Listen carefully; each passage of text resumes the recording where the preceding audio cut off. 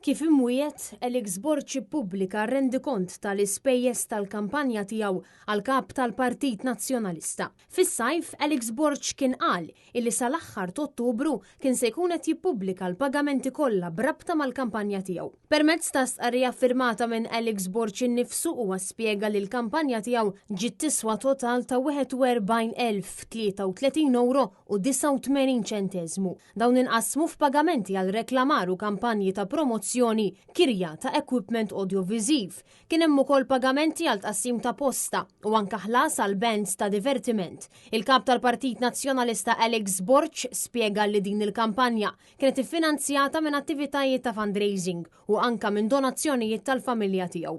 Lil mill-flus Alex Borg spjega li l-mutur tal-kampanja ta' suċċess tiegħu kien il-grupp tal-volontieri li taw il-ħin, l-enerġija u anka riżorsi personali. Dan fil-waqt li spjega li l-iskop tal-kampanja tiegħu kien li jmexxi messaġġ b'saħħtu ta' tama u riġenerazzjoni sabiex il-Partit Nazzjonalista jerġa' jsir l-għażla naturali tal-Maltin.